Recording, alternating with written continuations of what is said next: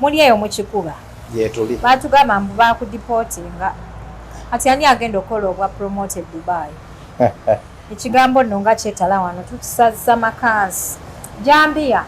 Bagamba bandipotinga. Batugamba mbu bakudipotinga era muli muno mu Uganda otagalira mu. Abaana abo tebandipotinganga naye tujja kulaba. Ani gwe badipotinga. Ani gwe badipotinga. Kumbe nabani gwe badipotinga. Tujja kulaba ekituufu. Tujja kulaba ekituufu. Naye naffe sente zaafa. Ate zaafa zitya mwazikola. Ate omuyimbi yayimba. Tewalaba obutebe ku kitwali. Gochoboina manya. Omuyimbi teyazza sente. Omuyimbi yali agenda yimbira mu kisaawe. Omuyimbi teyazza sente. Obutebe bwaliwo, stage yaliwo. Badde ngamba abayimbi osooka n'omuwaako deposit. Endala zisanga ku location. Bameka abamutegeka bw'oyogera. Kati bw'atayimba. Bw'oyogerako bameka abamutegeka. But you have got an advantage. Ogenze ebweru, ogenda funa miliyoni 1.5 nga bakusuza bakuwa emmere. Then go and you start. Bw'obeera ng'olina eyo lineage lwakubanga n'abafere bangi. Oba kitegeera. Ate buli muntu bw'agenda e Bulaaya akyusa olugero lw'abantu bangi. Okyusa olugero lwa family. Ye Barrister teyeegaana bantu be. Barrister Timone vibes yugiba abaaki? Lwaki bayomba buli kiseera? Baba bakiteesezaako? Ba mikwano. So what? Kati omanyi ab'emikwano tebaagala nnyo kwenyiigira. Amanyi bw'omubeera ennyo omukwano gwammwe gukwenyoye mubeera nga baana beddiŋŋanako. Kati abo bo omukwano gwabwe gwegwo bayombamu ne bamala ne batereera ne bayombamu.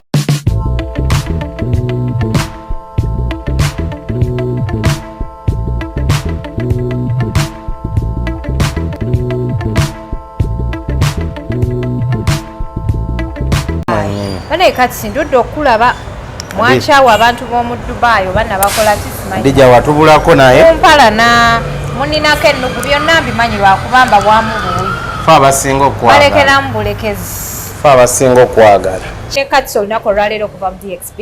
Emboozi y'omu DXB banaye njagala nnyo naye simanyi lwaki sigikima. Naye kati engeri gye ndine kati olunaku olwaleero twagala okutegeera. Dubai ali atya? Bitambula butyamba tumiddeko nnyo mwenna abawangalira omudeera Dubai. Abali Russell Keima, abali Sharjah, Sula Events mutumire. Sula Events naye mutumiddeko nnyo omwana oyo twava wala. Sula ya tuina akazimba awo ke twali tusulako nga tuguluba. Naye Sula yali yekolako obukopi. Kuba yali akola mu landmark nga center alina. Yatandise no YouTube mwaka akazimba. Yatandise YouTube channel. Ali kaina kuba kafa abeeyiya. Tugenda subscribing atuweereze linki. N'abantu abalala abato HK Media mugende mu support Uganda wange. Yakuyigirako. Yanjigirako.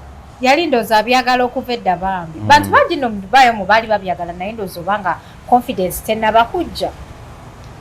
Munnaye anti kankubulire. Tulwawo okwezuula mu nsi. Naye kasitoma lo okwezuula kye kisinga obuki. Naye mulaba akikuba. Kye kisinga obukulu. Kati ate alabika alina passion yo yali ennyo naye nga tanneezuula kituufu. Naye kati ekituufu yakikola ki? Ka events kano. Kati yakizuula. N'ebya events abisobola naye kati kino omulaba nga wabeera mu kamera ye omulabira ddala. Ng'ekintu akikuba. Buza kuba tulaba nga tonnavuga. Abatulaba abali ku HK Media mugamba mutya abasiraamu assalamu alaikum. Abakatoliki n'abalokole mukama waffe yeebazibwe. Bannange weefuula pole pole banayenze nkumanyi oyina eddalu. Adija. Kampala n'emirirwano. Adija nze kirabika. Nze musajja kyasinzeyo buwombeefu ku nsi kuno. Kizibu banaye kati tekisoboka. Tosobola kubanga oli muwombeefu kizibu. Mbi. Really? Wali ondabyeko ne fujjo. Eno mugundi mu behind the scenes. Olina.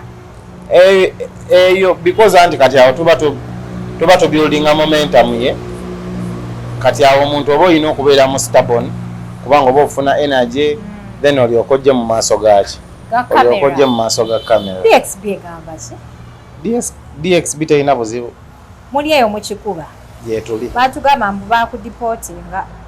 ati ani agenda okola obwa promoted Dubai ekigambo nno nga kyetala wano tukisaza makansi jambia bagamba bandipotinga batugamba mbu bakudipotinga era mwoli muno mu Uganda otagaliramu abaana abo tebandipotinganga naye tujja kulaba ani gwe badipotinga kumpana bani gwe badipotinga tujja kulaba ekituufu naye baba bandipotinga nera abantu bajja mmanya nti bakola ki bandipotinga ekirungi tukula tudda mu maaso omanyi kati ebintu bya kamera bino lubanga lubuto lwa mwana terukula ludda mu maaso terukulanga ludda mabega okay entertainment industry banaye Dubai mugikwasaganyiza bulungi bitambula bitya industry omanyi buli industry ebaamu ebizibu byayo n'ebirungi byayo but tetugenda tunulira nnyo bibi katunulira ebirungi ng'ekibuzo ky'oŋŋambye nayagala nnyo okumanya ku byaliwo ku show gye wategeka eya His Excellency Bobi Wine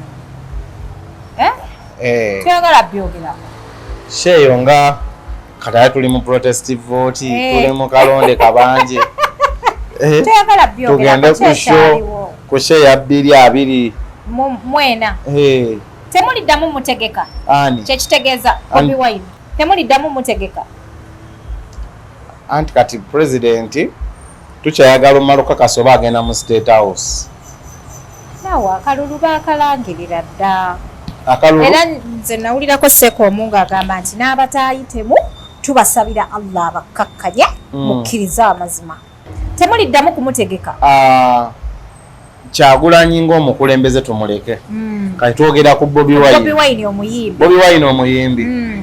omuyimbi akyayimba n'omwaka oguwedde ndowooza yaliko mu Dubai temugenda kuddamu mutegeka mu bibbulu okuva ku kiri ekivulu ekyabasala teri muntu ayinza butayagala butategeka Bobi Wine naye kati bapromota munaakikola mutya bwe mubeera nga mutegeka ekivulu ng'ate bwe kisazibwamu buzibu ki obwaliwo kyekyagala mbu mwakola effujjo mu Dubai ne mumansamansa ebicupa mbu ne muddugaza enguudo kati kingi wa Dubai n'agamba nti Abannayuganda cross kale bambi singa emitima gyaffe gyali gyogera alijja nandikubuulidde emboozi entuufu amazima layira ffe bino bye tulowooza birala naye kati engeri gye tuli ku ky'abantu kye balowooza zomanyi nnyumirwa nnyo okutambula n'abantu tukolere abantu tukolere kati abantu mwaddugaza enguudo era n'omuyimbi ne bamusazaamu teri luguudo lwa Dubai lwaddugala ne just nga bwomanyi ebintu bya president biri technique biwanvu kati nga bwe wawulira edda bwe bagambanga nti President Museveni alinga kapa abaawo n'abula okitegeera kati byebintu bya Bobi Wine nayo bwe biri oyinza butabitegeera gwe kati oyagala olaba amaanyi ge ng'oyagala olaba amaanyi ge omanyi dijja mwene ensi Uganda abantu abasinga amaanyi bali abantu basatu asooka President Museveni addako Kabaka addako Bobi Wine kati abantu abo kati olaba waneeno wetuli mu bizinensi yonna alina muntu gy'abeera akola gwe President Museveni amalaako kyalireko olunaku olwo lumu ajjeko mu bizinensi yo lwojjo kakasa amaanyi ge anti buli omu ajja bayagala kugula awo bagamba olaba President Museveni agenda awo kati ate ebyakabaka biralamu ne Bobi Wine bwali kati Bobi Wine mwabeera tewasobola bulwawo numbers kyovudola mweno campaign tool gye babaddemu ye buli babadde nga bamuyisa ku makubo nga bamuyisaawo mangu naye kati mwenga abateekamu ssente nnyingi mu kivulu ekyo mwakikola mutya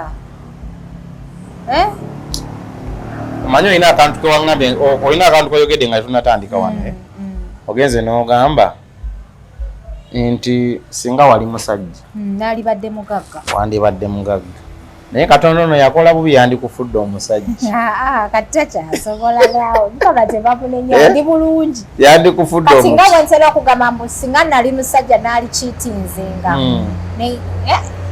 nenkyakazamu mu bebi awo kati owulira otya nga omukulu akyakazizzaamu mu bebi awo babikolanga naawe tosaamuwakanira babikola so kati show ya Bobi Wine eyo ebyajja ebyaliwo oyo history ye naye era kyovala tusoma ku history kyakosa kyebabe bakosa nafe abakyali otukola ki mwabetondera abaliwa abantu anti ffe omuyimbi teyayimba kati bapromota mwetonda teri muntu yakosebwanga mutegesi gwe wasinga okukosebwa ne gwe baategeka because ffenna twaloozinga okitegeera nti ffe nti nze nali ne Ken oba Ken omumanyi multimind so saagala muleka nnyo mabega bwe mba njogera neyogerako nzekka manjagala ne multimind ne mwogerako Ken simanji yadda Ken bw'oba ondaba muganda nga ombuzeeko nnyo enamba yange kweri adi gyona agirina bwewe yadi gyogirina yankyawa yakukyawa Ken nali nasala ebbiro nezi ya Speed Express ebyo bibaamu mu business the highest bidder okitegeera the highest bidder aye tekiri ku ggwe wekka ne ku bakyala ekirungi oli mukyala omukyala agenda na musajja omukyala agenda na musajja alina busobozi si bwayagala kati sokubaako n'obusobozi nga bwa wiiki emu obwo tebuba busobozi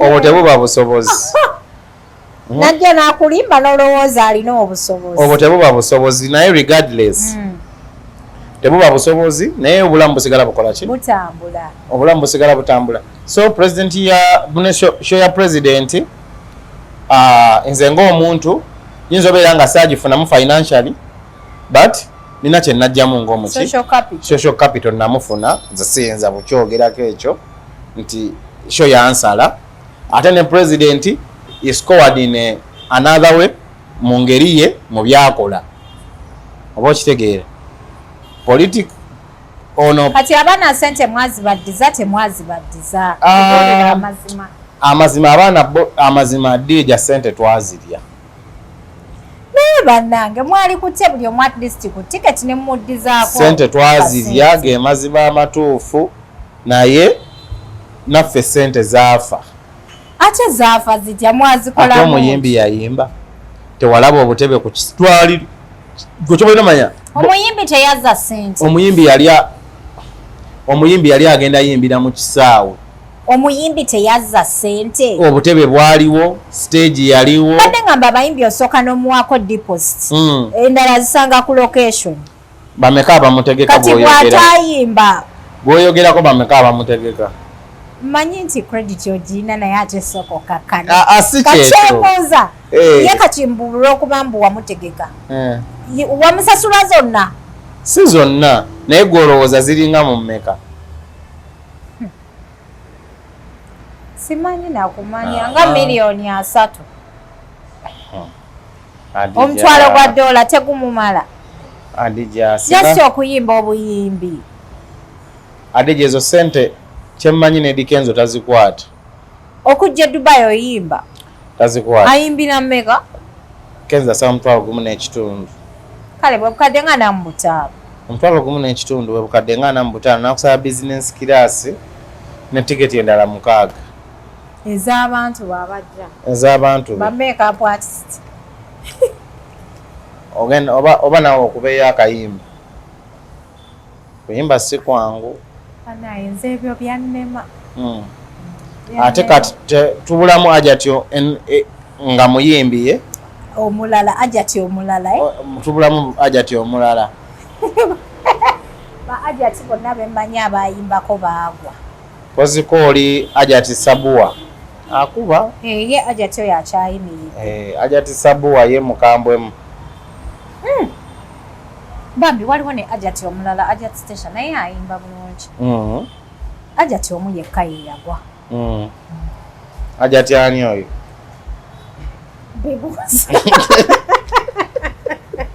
bibuuza ajati bibuuza so dija show ya president eyo show yali nnungi nnyo in my career yakutwala places yes neera noonya wali eri ewantu weyali sinnagendawo. Bangambye bw'oba ne bizinensi ya fani ky'okwata entebe yo n'ozeetikka ku mutwe n'ogenda wali ebisigadde gwe birekere bantu. E Uganda ebyo si bwe bikola ebya bizinensi ne Uganda biralamu. Ebya bizinensi tebigattika na politics ne Uganda birala. Uganda biralamu. Oyina kugondera bakama baffe. Gavumenti efuga ye erina okufuga. Empya eritusanga n'eno kati ate ffe tulina buzibu ky'amasannyalaze kwegali amakubo bagakola eddagala weeriri. Jaamu osobola okusala jaamu. Okirabye kati gavumenti ejja enatusanga n'eno naye neeriko katusooke tugikwate bulungi ng'ejja bwekola ki ng'ejja bwejja. Kankuzeeyo mu DXB baatugamba nti bapromota n'ebyana bya DXB muli muti. Ebyana bibebi muli muti. Zati nze munnaayi nze madamu ku madamu nze ngenda okuva mu kivvulu nga madamu ali wali anti yaba asoloozi. Ate ekyo kigaana. Ngenda okuva wali ng'eri awo etulinzi. Bana Kimnana ali atya? Kimu gyali. Kimnana yakola propose yamenya ebitooke ate n'amala nayawukana n'omukazi. Bana abasajja musesa. Take me sent out of excitement. Anti Kimu Aji. So kati omukyala ayinza obeera nga ye teyamanya nti omusajja gwe yayagala musiraamu. Kati Kimu asobola omuba nga yamuguza ekirowoozo kya aki ey'okubiri.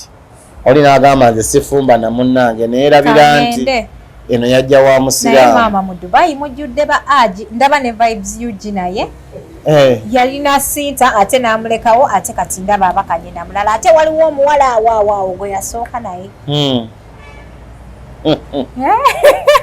Banaye munoonya ki muzunza ki bannange ekirungi anti kati Zaaka gw'oyogerako ate kati kyaliwo omukazi yali naye n'amukola ki ne baawukana n'aleeta madamu omupya si bwe kiri enkola madamu omupya naye n'amuleka ne madamu omupya alinayo madamu omulala twali tubimanyi ffe lwaka twasirika busizi. Zaaka twetaaga tunyumyemukko. Zaaka yali alinayo madamu omulala. Zaaka twetaaga tunyumyemukko wembeera nga gumanyi ate mulala ate kati ono alabika ayogera ayina adiithi. Ono yayinza okuba n'adiithi esembayo. Yali alinawo madamu omulala ate madamu yali mukwano gwa madamu ono omupya. Baali ba mikwano. Baali ba mikwano. Naye bannanga abasajja mukola byaki ebintu ebyo kyokka gwe omukwano gwa Zaaka wali tobimanyi ebiriwo ebyo. Zaaka nali manyi omukazi gwe yali naye sinti kyokka mba tewabitegerako kati nze bya witini ngendo biraba wano nga Zaaka yawukanye ne sinti nga tannaba kuleeta witini mu kamera yaleeta ani? Nga tannaba leeta witini mu kamera yegwe wabeeranga naye tubuulire. Nga tannaba simanyi simanyi oyo Zaaka musajja wange nnyo naye mwali mumuliira omukazi yonna baabitugamba bakwano ba Zaaka mwenna twali tumukola ki mwali mumuliira omukazi Zaaka nga yakuba emiranga naye nga tewaliwo n'omu yadde yeesebula amubuulira mazima naye kaseera mala n'ategeera amazima. Mbwani yali amulya. Ekikulu kya kuzuula mazima. Amazima yagazuula mbwani yali akikola. Amazima alabika yagazuula n'alaba nga oli yali tajja maakinga naye ne bakola ki? Ne baawukana. Ne baawukana. Zaaka yambula naye mmunoonya. Ebiriwa? Eby'omwana. Zaaka mukwano gwa. Ate Adija Zaaka tasobola kukubula. Nabyo tutayogera. Zaaka tasobola. Zaaka alina bumidiya bwe gyatuukira eyo mu Burundi. Katanga. Kati eno mu Uptown tajjaayo. Muntu nnyo weeri. Muntu nnyo weeri eri. Naye ebyaliwo kale nange nabirawo ku TikTok obanga bagamba mbu sima mwana afaanana Rajabu. Ate ne Zaaka naye n'anyiigaawo naye simanyi bye yabyogeza busungu. Zaaka yagamba mbu kitubuulire. nalaba Zaaka agamba omwana simanga biki osima yakwata essimu tewabiraba gwe bimbuulire gwe wabiraba mbu yakwata essimu oba biki nange nga sibitegeera ate tugenda omaliriza nti ate ndabe wasenga asidi mbu ate Zaaka yeganya omwana Zaaka yegaana omwana tombuuza interview etali omwana womuwaati nze nkugambye nabiraba wasenga asidi neneebuuza senga asidi ali e Canada abijjeewa amangu ke mu sinaapu biyitayo yatuwa n'ennamba kwe tulina okuwummuza olugambo oba olina olukusiiwa ng'oteekako naye musajja wange gwe kyoba olina okumanya alyokke talina buzibu omwana akyali wesibu nero ate omusajja tebamubalira baana kati gojja kubeera awo ogambe mugenda okulaba ngeri waliyo abalala ng'alina abaana abalala nga 6 kati omusajja tebamubalira baana ate batugamba nti Zaaka si mwangu mu Dubai omwo Sinta ye yali amuwummuza ku birowoozo Zaaka talina buzibu kati gwe Zaaka ne bwakusanga awo Zaaka nze tasobola kukwana mukazi wa muntu eyo bamwogerako balimba tasobola kukwana mukazi wa muntu waliwo n'abakazi abatali b'abantu nga bali awo bokka ng'alina mukazi w'omu bw'ati kizibu nnyo muwulira ku mukazi w'omuntu omulala obwo vidiyo tubuleete abijja ebyo bya vidiyo ebyo bya tikitoko bintu bya tikitoko byoliko omuntu yagamba nti nze abantu mbakolako emikolo tuli mu kugeya abantu mu kamera omuntu agamba nti abantu mbakolako emikolo ye Barrister teyeegaana bantu be Barrister Timone vibes yuji babaki lwaki bayomba buli kiseera baba bakiteesezaako bamikwano so what kati omanyi ab'emikwano tebaagala nnyo kwenyiigira omanyi bwomubeere nnyo omukwano gwammwe gukola ennyo mubeeranga baana beddiŋŋanako kati abo bo omukwano gwabwe gwegwo bayombamu ne bamala ne batereera ne bayombamu nga beevuma namugamba atya yamugambu yali alya mukyala we banaye lwaki mukola ebintu ebyo awo ne Timo naye mumuteerawo omukono kyemmanyi abo baana nno obalaba munnaaye kale just lwakubeera nti abantu bagenda nnyo n'ebintu bya social media bino oba okitegeera naye abo baana nga mwabasanze behind these scenes kitegeeza baba mu stand si stand ezimu bo abantu banyega kati nze Adija nsobola nnyiga naawe oba okitegeera Barrister Timo yaguze emmotoka empya wagirabye motoka ki Subaru yayigizaawo ekyuma nalikaawo nga bamusondera nga bamusondera yagamba abantu bakoledde bangi nnyo adisavinga okuvuga ku mmotoka Timo nange namugamba ate nze Timo namugamba ssente ze ziri Uganda wano e Uganda obugagga ekituufu abukozeeyo naye alesanaze entuufu ziri wano kubanga kati Dija sigenda mu comparing kuba YouTuber but right now when you look at the people abali ku internet in the Ugandan whatsoever community ogenda kulaba nga Barrister Timo kuba top 10 abatrendinga sina kindi alina mu ba top 5 naye nga kyenkugambye omuntu amala kukola ki kwezuula oba kitegeera Barrister Timo yali atandise YouTube. Hey, what really happened? Timo ali multi-purpose nnyo asomesa coffee Timo wamala osomesa coffee Timo yennyini omuntu y'omu MC kimanyi mu MC nkimanyi nti MC yali alina show gy'akola every evening. What happened? Ya DXB Fire Show show eyo yali nnungi yamulema show teyamulema he became lazy for himself bannange kambabulire consistency mutuwe ekitiibwa muteekeeko ka respect nga mwogera ku mannya gaffe naye kyeyali ayagalamu ekyo kyeyali ayagalamu ekyo kyemmanyi yakifuna because he wanted to gain that MCing confidence okitegeera kyokka ekyo kati Timo is one of the best MCs right now in Dubai. Yes nera Timo bwakwata mic tewali mulala ajukwata. Ate nera Timo. Ate Timo yezuula bwezuzi. Ate Timo when you look on the shows zaakozeeko kubanga Timo gwolaba oyo yali akozeko ku show yemu ng'eriko president. Eriko president. Ewa. London. Kati eyo show Timo yagikolako. Timo n'akola ku show ya Shiba ne King Saha. Timo agenze Kata yetegeseeko show ye ng'omuntu ekkata. Timo bambi mumuwadde opportunities nyingi. I don't know if I appreciate it. Agenzeeko ekkata. Agenzeko London. Agenze London kati huyo nalabya agenda France. Anti ye yeita senior traveler. Nenda abeerawo ng'abantu abagamba mutambuleeko bino bya kugenda Dubai na Kata oba ogenze safari. Oba ogenze embalala n'okomawo. Kati ye bw'atyo bw'agamba. Naye nga Timo namugamba. Timo is my brother. All of them they are my brothers. Lwakubanga tufunamu internal fights ng'abantu. Tumane twesortinga kwa sente zezisinga okubataba. Kubanga ffe tuli basajja. Neera ebyawula abasajja ab'abakazi na ssente. Muno gw'oli mukumpanya. Mukumpanya. Okumpanya banno. Nange wankumpanya. Tewansasula. Omukumpanya yakola atya? Abantu n'otabasasula. Kati DJ. Bakulangira ne baleekaana ebica. Kati nkimanyi gwe mubbi. Gwentudde naye wano. Baze nakirozaako. Kakati DJ. Ani mubbi kati.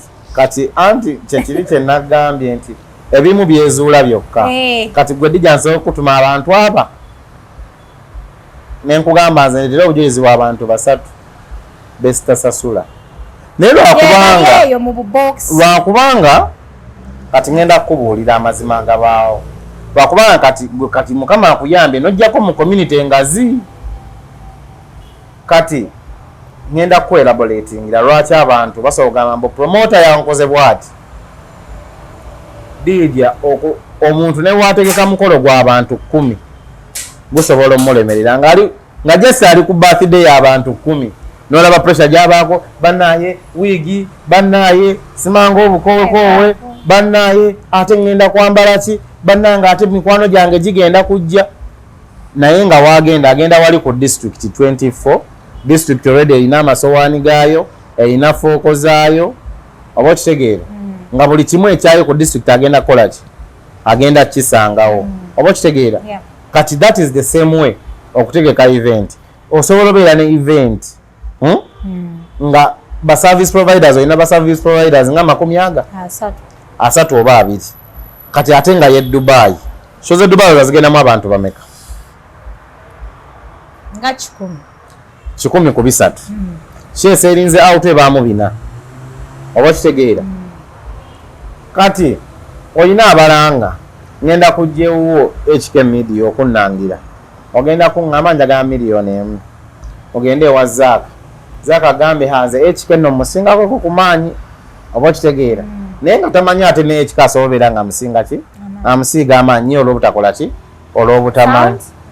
olw'obutamanya oba kitegeera kati mu ekyo neera naawe ngenda okudda ewuwo neera noŋŋamba mwana katisi wataddeko oyo naye oyo musinga amaanyi kati yawo tewayogeza buli omu olina kukwata sente kati wulira va mu byagundi asinga gundi amaanyi omuntu ne bwaba asinga amaanyi sente ze mwapatanye ze anti kati wulira we nkugambira ono nagamba njagala mu kitundu nono nagamba njagala mu kitundu abo beeza n'okwatawo balista totubalira sasula abantu obeera obapatanye nova wa balista yagala oli mubbi nga wenabbaani nga wotasasula ba service provider kati nze njagala ombulireyo amazima nze njagala ombulireyo Dija omuyimbi gogamba nti ono oba omukozi agamba nno omubbi ko bategeka liyamu mbuno mwamusuza mu bed space mwaleini ate liyamu yayimba ddi mwaleini yego ategeka liyamu nga nkyali e Dubai mbuno mwamusuza mu bed space liyamu yekyanga olwekyanga tululabaali Liam Okamala. Liam. Ebyo bibaawo. Yekyangire Dubai. Yasoka nagenda ebyo ngamba Malayika yali agenze nnyo. Omalayika nkubuulire abavubuka kati Liam yali ennyonyi yali esoose. Kati ennyonyi mukubeera esoose we baasula walungi. Bale mu Abu Dhabi kyeka ne bafunayo ka side gig kaabwe.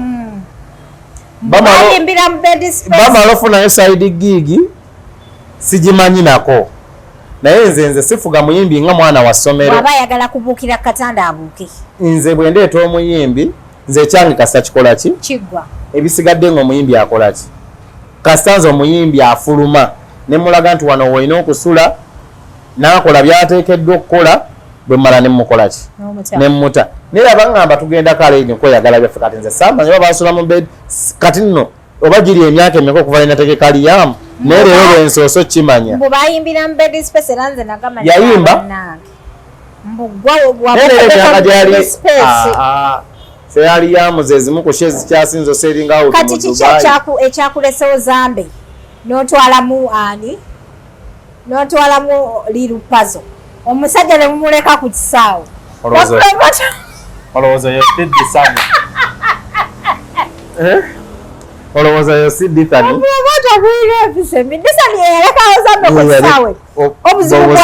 abo sibimanyi nze kati byombuuza bineeno bye byange byenkola ki Ozambe bamuleka kati nze nonesyoyo Zambe naye nze kati kyozambe olwabeera nga bamuleka sobola omu advisinga mu bro bwobeera nga kwoli kati advice gyenkuwa ebeeremu kola nnyo ezo ennyonyi zonna zoyagala oba London oba Dubai gwe tebakulimba nti balina be babitondera ate gwe tomanyi oyo yakuleka ayinza okubeera nga alina teyakuwonya. Kituufu. Abalungi abatulaba tuli ne Isaac cat promoter olunaku olwaleero okuva mu DXB Dubai awo y'omu ku bantu abasinze okutegeka ebivulu mu Dubai be bamu ku bayimirizaawo entertainment industry mu Dubai. Edda abayimbi batyanga n'okusaalimbira e Dubai nga bayimba beekweka we bati naye omusajja ono agezezaako okulaba nti akyusa embeera era akyusa ebintu mu Dubai awo. Gwe ne Ramu muyina buzibu ki batugamba mwewala n'okufa nze ne Ramu tukola bwetu we are like 5 and 6 mbu mwewalana nnyo ekisusse tukolera abantu kolera abantu tonimba nze ne Ramu siyina buzibu gwe ne DJ Ramu toyina buzibu ndi kumpi kankulage wano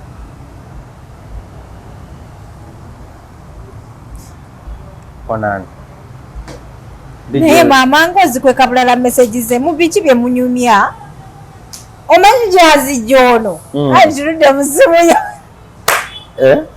bonna message zabamu nga ziriko kufulu byama oyo nange bwetuti bwe mutyombo bwe mwegatta ne mubba abantu bwe naye just kale abantu bagala nnyo ebintu ebirungi naye kati omanyi obuzibu bw'ensi eno ye kati oba nze ndi munnyo mukwano gwa Luzzi Honorable eyagudde akale anti naye ekya Honorable kimusigalako Honorable oyo omulaba yagenda n'agamba abantu okulonda nze kiyamba mmwe oba okitegeera kati ffe Abannayuganda tuli mu kiri kyoba labagaye mugende mukole akalulu kawedde katugende tukole ki neera bwamulabye ali eri bwalina embazi ze bw'atemaatema emiti bw'alimenya ali mu kuzimba nasale bedi ya nnyanya ze yakkiriza nti teyayiseemu kati so bwe banaamala nga bagamba Luzzi muki mufere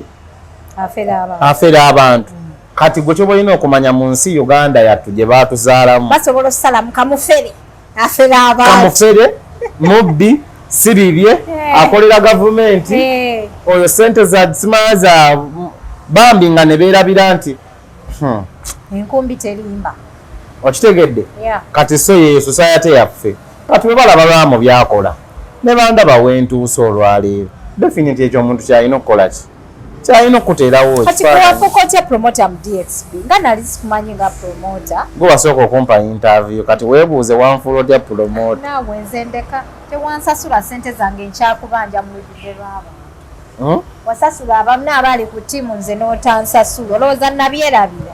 Mbadde mmanyi wabyerabira. Ne wona ntwala out emirundi 10 ne wona nkola kyebyo sijja byera. Sente tojja zeerabira. Ezo sente sijja zeerabira omala zinva ddira mu 1000. Ne nsooka nkusonyiwa. But anyway, wafuuka otya promoter. Munnaye tuba mu COVID nga ndaba Zaaka atandise page. Zaaka bwe yatandika page nali njaga ndiyiga nnyo okudda e Uganda. Ate abayimbye e Uganda wano baali mu kawu kali kennyini akaddala. Akawu. Akawu kamanyi? Kamanyi akawu. Twabeeranga ku ssomero akawu ne kajja ku ssomero. Ng'akawu nga batandise na babegera ka yero. Awo mu nnaku zisembayo mudde ewaka. Kati bwe baatuuka wano. Nga batuuka noga Adija.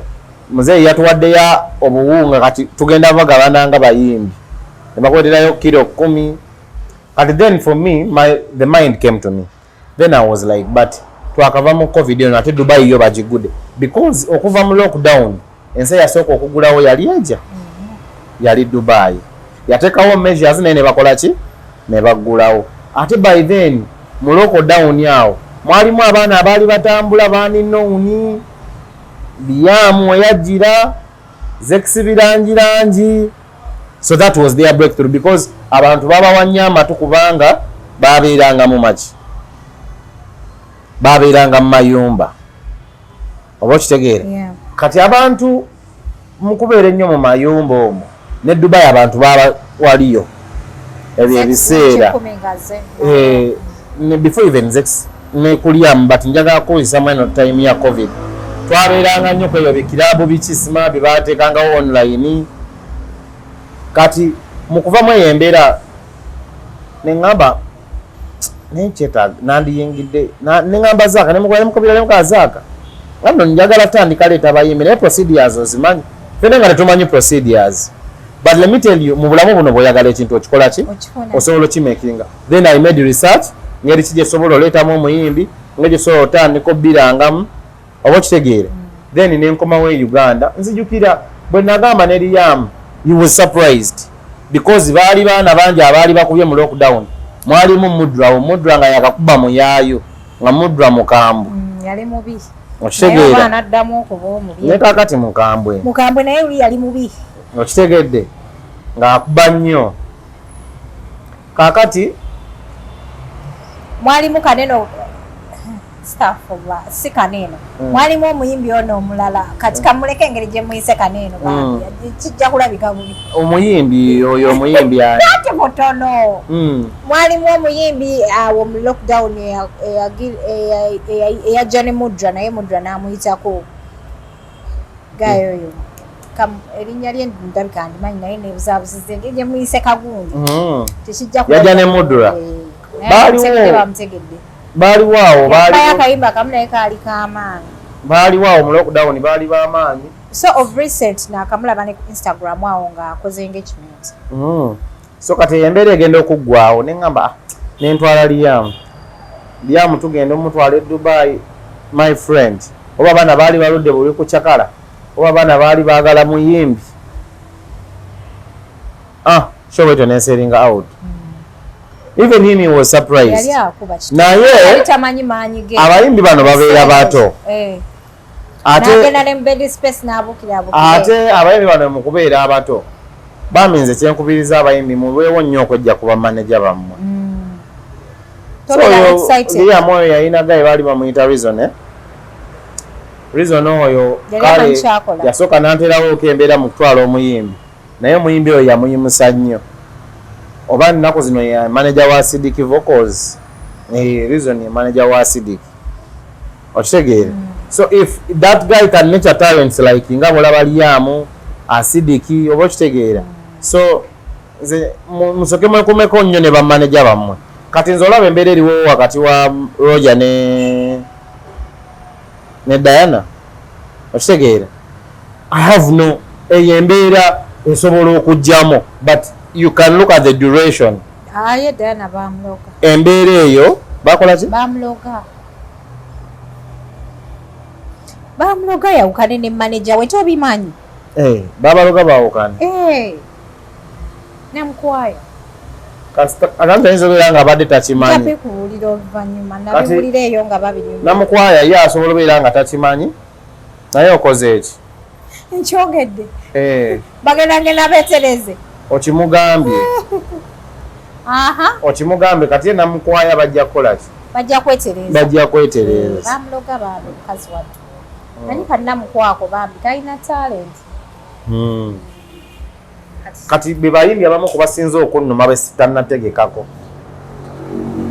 Anti wali COVID yagenda okujja nga Namukwaba akamuleeta Ram. Kati kyetaaga omuzeeyo. Kati ate nze ndowooza Diana ye mwenyini yakendezaamu maketi ye Dubai. Why? How? Anti ennyonyi ye Dubai yali yagifuula taxi.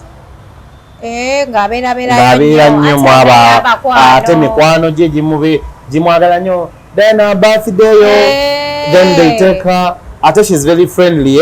Omulaba nnyo bambi oyo omuwala ye. Bambi omuwala oyo ayagala nnyo mikwano gye. So kati anti awo olabira emyaka gy'omuntu muto. Kati bambi n'abayimbi abakuze emyaka. Kati bambi Diana ye mwennyini ye oba emikwano gye yalina gye gyasinga omuleetera obuzibu ku maketi ye Dubai. Mbu yagwa kati. Otegeeza maketi yagwambo. Maketi ye anti gwa promote. Tagwanga. Diana kati kankubuulire ki? Tebamuyayanira. Kubanga tebalina nnyonta ya kumulaba. Kubanga bamulaba ne ku street nga batambula. Kyotegeeza? Diana tatambula ku street. Diana wajja mu Dubai asula mu iHand. It is fine. Tetugambye gy'asula. Asula eri mu 5 sokoleke. Asula mu 5 pam. Atambulira mu business class. Kati kyembuuza bamulaba bati ennyonta ebaggwako. Mikwano gye giri ate gye gituwagira. Kyokka abakwano ba Diana bajjuza ebbaala ya Ramu yonna. Mikwano gya Diana bwe gimulaba nga yabadde Dubai bo bakitwala nti kiri nnomo.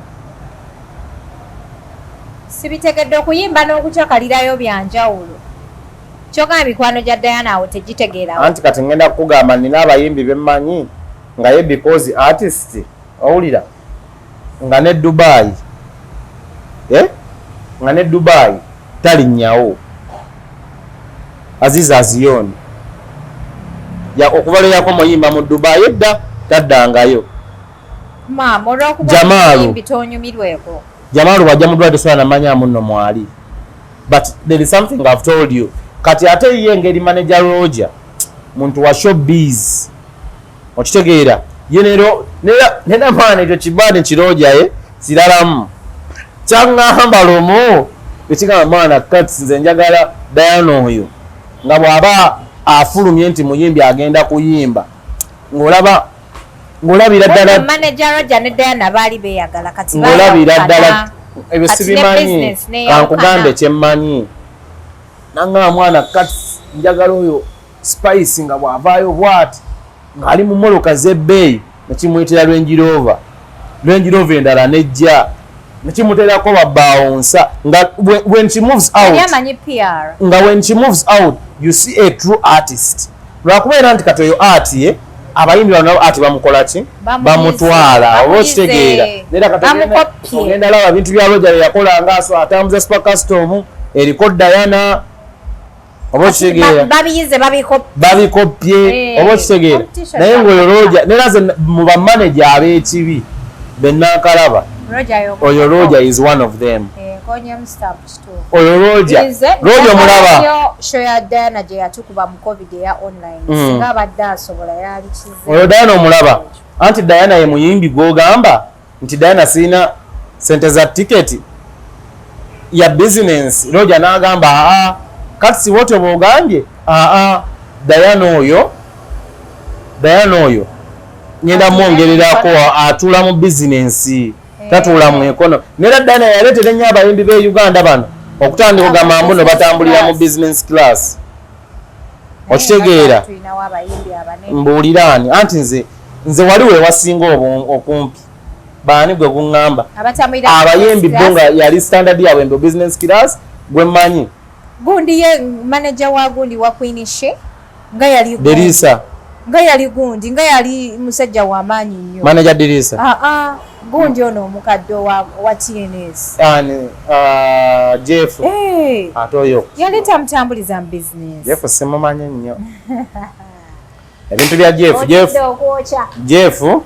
Jeff simumanyi naye nali nkozeeko naye yampaako omuyimbi yampaako Ava yampaako omuyimbi we Ava osobola otegeera ntiki oba yali atambuliza ne Ava nti yagira mu business kati ogamba kati ate oyo Ava ate naye mubi nnyo actually kati n'emboozi ya Jeff kanjikuwe ate n'oyo Ava mubi atya aja tusigenda kumalako buzi nga nkwatako nnyo nkulaba onkwatirira naye ngunange so oba kwetuli saawu ate tuli mu kamera nkulaba naye oli muganda wange tewali buzibu so mbadde nkyagamba anti Ava yajja ne baganda be basatu oyagala kunkakasa kitegeere Ava yajja ne baganda be basatu bonna bali mu business ye anti Jeff ate gwenkugamba bagenda London awo oyo gwenkugamba anti ne business ye Dubai ya milioni 8 okitegedde kakati Ava mu business nampijja mu business mukwano gwabwe omulala mu business omanyi gye baasula obonaawe Jeff kiwamusobola kati oyo Jeff naye wakibi kati nkugamba olwo bamanager bemmanyi nti bakibi neera nze nkubuulira nti nina omuyimbi olina omuyimbi neera di ate kati ate omwogedde era yoyo kati oyo omuyimbi wange bagenda mumulabako e Kampala wano bagenda mulozaako nze mukkiririzaamu mubi mukkiririzaamu nera kubanga nze namulabako e Dubai nga be bamu kwa tiktokers abamanyi naye neewuunya nga nzeeno anti bwe yajja wano eri karakta oba akawunti ye bagibeya simanyi naye eri karakta y'obwa tiktok eri yali mu karakta ndala naye yali yamanyi kati ate kweno karakta wagibrandingirako wagizimbirako naye gwe kyoba olina okumanya with time kijja kukwata ojja mulaba kati nga bali abasajja benkugambye abo bamanager Roja bajefu showbiz oyo banaye naye boy Roja oli wa kibi gwe weegomba mba manager oyo Roja gwe weegomba oyo is inspiration anti nze Roja nali mukubiddeko ng'omuyimbi alemedde e Uganda Roja n'amukubira essimu n'amuleeta n'ayimba oyo Roja anti kati omanyi abayimbi bakutteko Uganda wano batugamba nti abayimbi mubajooga ne mubagamba mbu kasita ogenda kulinnya ennyonyi weekubiseeyo ku bufaananyi oteeke ku Instagram mbu ne bajjira ku bwereere abayimbi ba wano nga bayala tebasobola ayimbira bwereere tofaayo nja kuwaayo ebitaano bya ddiramu kati kankubuuze dija kankubuuze kati gwe okimanyi nti nno wanene Uganda okimanyi nti nno musajja wange oyo Roja musajja wa ddala musajja wa maanyi naye babakine spice nayana nti nagambye ebyo biboozi by'abantu kati onaagamba muno Dirisa yeyagala ne Shiba olwokubanga Dirisa ye manager wa Shiba oba onaagamba mbu Gonza yeyagala ne Winnie olwokubanga Gonza ye manager wa Winnie si Winnie wa mami nakanwaji bawe mumanyi kati oli akola mulimu gwaki kati bawa Spice tomumanyi bawa Spice simumanyi nze mumanyi mulala kyokka omwana ono bawa Spice simumanyi nze mbadde nga mpuliranga bagamba yeyagala ne manager we kyokka ebiboozi by'abantu naye era byonna bisoboka biboozi kati wambatuuse Dubai manager n'omuyimbi basulawa buli omu asula wuwe manenera ng'otunudde eri ng'oŋŋamba kyayika si bituufu buli manager omuntu waba akubulira amazima akutunula mu face kale kantunule mu maaso buli manager laba n'engeri gy'omozolamu amaaso olimba buli manager asula wuwe ne Spice ne Roja kipozi ko kye bayinza okukola kale kusula ku fulo y'emu kati omanyi gyo baogenda buli omu ng'ayira. Anti manager baagana ntubira ku muyimbi wo, omuyimbi yalidde, omuyimbi yanywedde, omuyimbi yayimbye bulungi. Nkutegedde. Omuyimbi agenda kujja ku stage mu budde. Nkutegedde. Nkutegedde. Okitegedde emirimu gy'aba manager. Lwakubanga neera manager Roger yonna gy'oli. Sound? Manager Roger gyonna gy'oli ye. Anytime bwe binaatereera nina okukuwa show kubanga oyo omusajja namusuubiza dde okumuwaayo show mutegeke naye show mbadde sinnagikola. So ekisuubizo kyange ekyo obadde ndikikola. Naye kati lusooke tudde kati ku reality ng'onyirira nnyo storage wena akenyika masaamasa naye weekuba zino empiso za botox anti ebyo bye bisingayo e Dubai.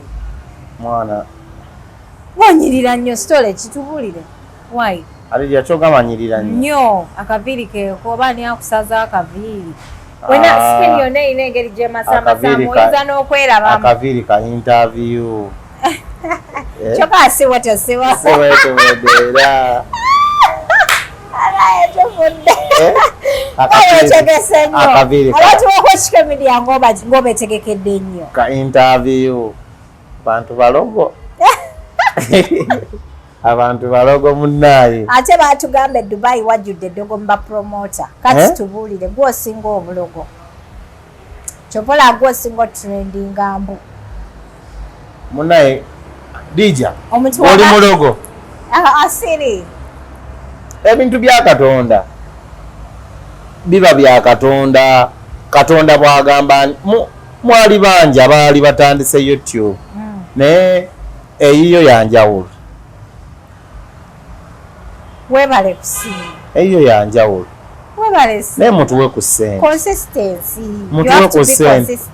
Mbadde awo leero nenkebera nga vidiyo baya nnaku lumu oba bbiri ng'eri mu mitwalo 12. Eyali. Eyiyo.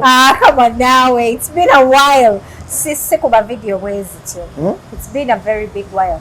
Ati nga guno omwezi okuva lwe nagenda Makka newumuzaamuko for over 15 days nga sikola. Abamanyi wano bammanyi. Kati nzizeemu tutandise omwezi omupya. Nga nziraba video ziri mu 54K neŋŋamba Adija mwennyini. It's been a while.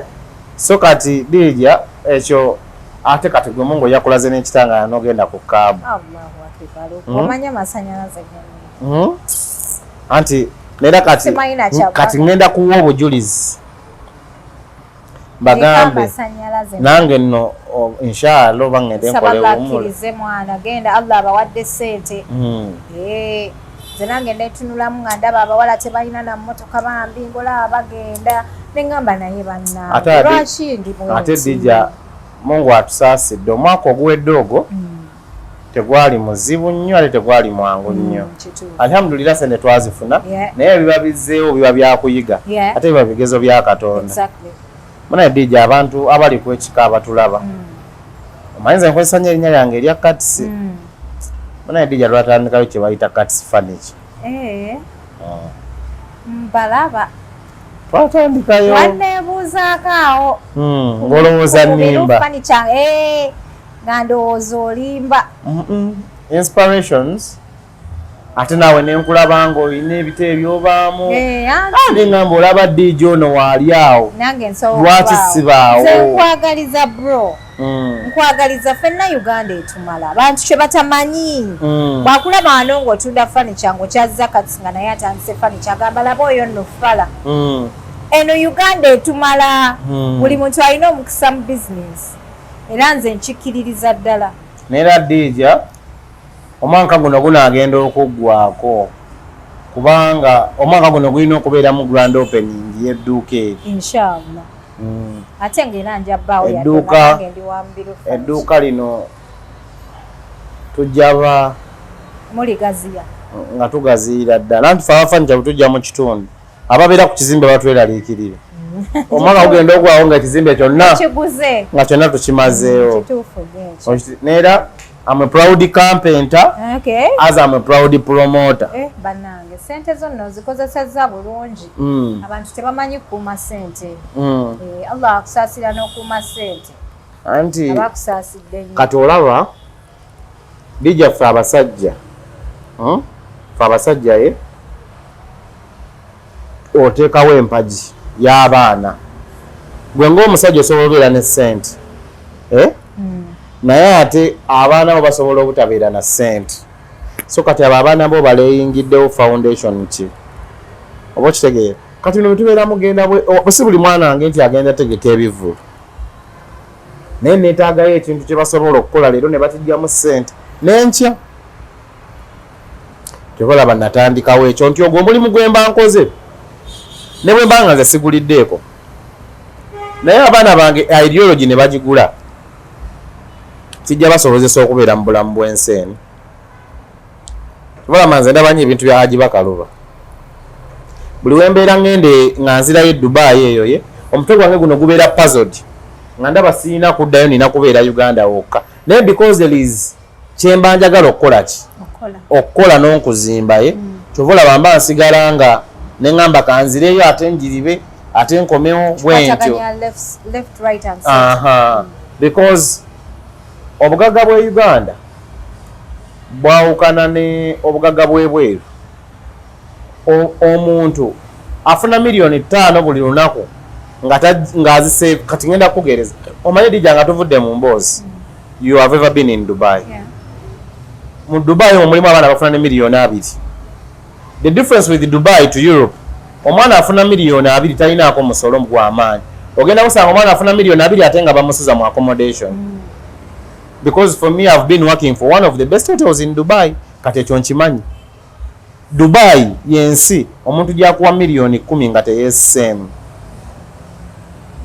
Oba kitegeera? So obugagga bwe Dubai bwangu bakola ki? Bwakukuŋŋaanya. Mungu singa aba akuguliddewo. The only problem gye tusinga okusanga ffe nga bannayuganda. Ugandans, we are stuck in our mind nti omunnayuganda alina kuba kirina. Omunnayuganda alina kuba ng'akuba kasaale. Oba kitegeera? But bw'otunuulira ebiseera bye wabeerera mu Dubai. Oba okitegeera musasule mu maaso nga okitegeera nga ssente zo ziyiiyiza. Mulimu loans mu Dubai lwakubanga kyesa-advisinga muntu ali ku kyeyo. Kwe kufuna credit card n'okufuna loan nga tojja gikola ki? Nga tojja gisobola because emirimu gya Dubai Europe difference gy'erina ku Dubai nti yo oba secure n'omulimu. Naye Dubai omulimu gwereeta emukukola ki? Guggwawo. Ate wabeera ng'oli mu Dubai know the reason lwaki wage. Assalamu alaikum wa rahmatullahi wa barakatuh. Tuline Kats promoter olunaku olwaleero. Kati ongambye wakoze edduuka. Edduuka liriwa? Edduuka liri Kanyanya. Kanyanya. Okuliraana police ku Gayaza Road. Lino ery'entebe lyennengerawo wansi. Entebe waggulu tulinayo kateni. Man, paku sente kati. Kati gwe kyoba olina. Olukumi lwange lwenkubanja nsasulaako. Gwe kyoba olina okumanya. Wabadde bagamba balina akatale ka furniture e Uganda. Kati bagenda mmanya akatale ka furniture akatuufu. Seba ate tonkwasa bujja. Bagaze nange eriwava. Bagenda mmanya akatale ka furniture akati. Tena kinnyonnyoka mu bufunze. Just twetaagamu bwetaazi budde. Naye nga ebibajja ebirungi tubikola. Entebe oyagala osobola tukwasa omulimu gwa apartment yo yonna. Tutandikira ffe ku nzigi. Sina ku nzigi tutandikira ku myango. N'otuyita nga apartment yo kyagibala ate ffe tulina kano. Osobola ng'obala apartment yo nga lonafuna akasente konna ng'oyagala kuteeramu nzigi oyagala kuteeramu myango kwatako otuweeko ffe tukumalira ebisigadde otuwe balance nga tukoze eki nga tumaze. Ne bw'oba na ntebe yo gwe ng'owulira ogikooyi gweosobola ffe ogituddiza ne twebala ne tukuwa entebe empya kubanga furniture ono alinga nnyaanya. Furniture asobola obeera mu nnyumba n'akutama naye nga otya okukola loosi y'okumukola ki? Y'okumutunda. So for us you can call us ne tukola butter n'otwongerayo akasente kati katono wabi tuli kanyanya opposite dipo ya soda ng'olutuka ekanyanya bwoti ekipande ogenda kiraba nga kitandikira wali ekinene bwe ng'olutuuse kati furniture. That's amazing. Ndoza nkusibule bro. Nyumizaamuko naawe. Ate jambeera saagala kkuta. Mazima. Kubanga emboozi tuba nnyingi ey'okunyumya. Apart from emboozi, we are friends. We are brothers and sisters. Okitegeera. Ng'otunula bulala. Si bituufu. Why?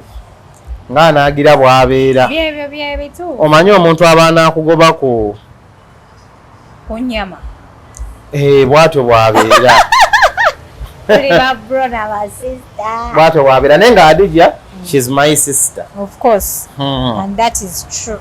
Naye nga bonna babadde ku media abatulaba tubeebaza nnyo munnayemu abatubeezaawo. Kusiibula ninayoko ekibuzo kimu ekinumya omutwe. Ebintu bya visa byakyuka manyi simu okola naye obaddeyo. Dubai mbu visa yafuka azibu yafuna abannayuganda baba deportinga bamalaya ku ngudo babagoba emirimu mizibu gyafuna tusigire ekifaananyi ekiri mu Dubai basina bakuleka si Dubai yokka naye ensi yonna egenze ekyuka bw'otunuulira essaawa zino omuntu okugenda mu Amerika bakusaba deposit wa $5,56,000 deposit 5 $5,56,000 nga just obalaze nti ojja kufuluma.